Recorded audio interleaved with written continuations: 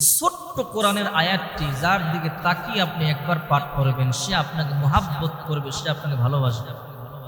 অনেকে বলে হুজুর আমাকে দেখতে পারে না।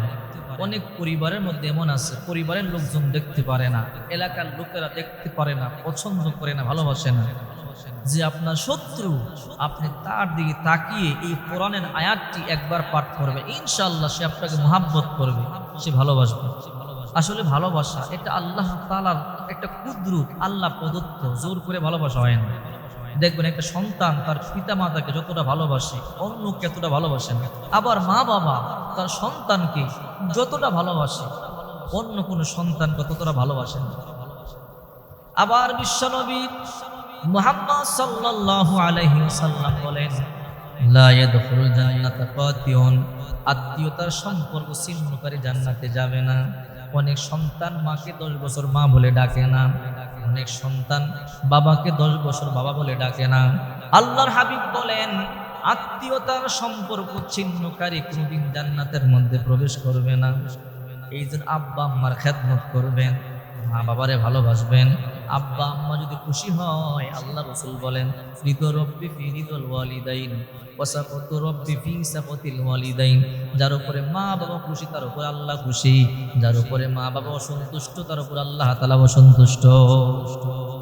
এই জন্য পিতা মাতারে সন্তুষ্ট রাখতে হবে। আবার বিশ্বনবী মুহাম্মদ সাল্লাল্লাহু আলাইহি ওয়াসাল্লাম বলেন, অনেক সময় দেখা যায় মা বাবা অন্যায়ভাবে সন্তানকে কষ্ট দেয়।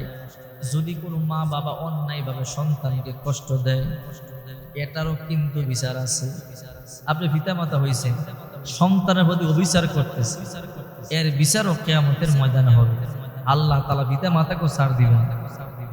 এই জন্য বলছিলাম, যদি আপনি কাউকে ভালোবাসতে চান, মুহাব্বত করতে চান, আপনি চান যে সে আপনাকে ভালোবাসুক, তার চেহারার দিকে তাকাইয়ে এই আয়াতটি পাঠ করবেন। সূরা তাহা 39 নম্বর আয়াত, ওয়ালকাইতু আলাইকা মাহাব্বাতাম মিন্নি ওয়ালিতুসনা আলা আইনি, ওয়ালকাইতু আলাইকা মাহাব্বাতাম মিন্নি ওয়ালিতুসনা আলা আইনি।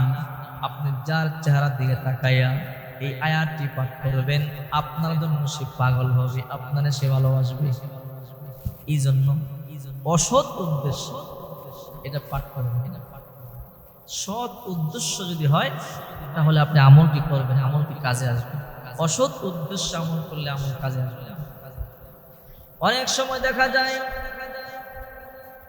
আমাদের সমাজের মধ্যে অনেক যুবকেরা আছে অসৎ উদ্দেশ্যে কবিরাজের কাছে যায়, অনেক যুবতীরা আছে অসৎ উদ্দেশ্যে কবিরাজের কাছে যায়।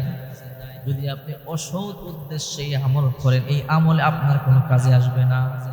সৎ উদ্দেশ্য নিয়ে যদি আমল করতে পারে, ওই আমলে কাজে আসবে।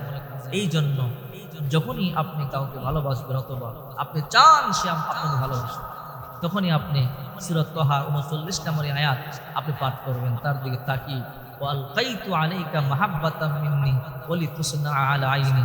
অবশ্যই দেখবেন সে আপনাকে মুহাব্বত করবে, সে আপনাকে ভালো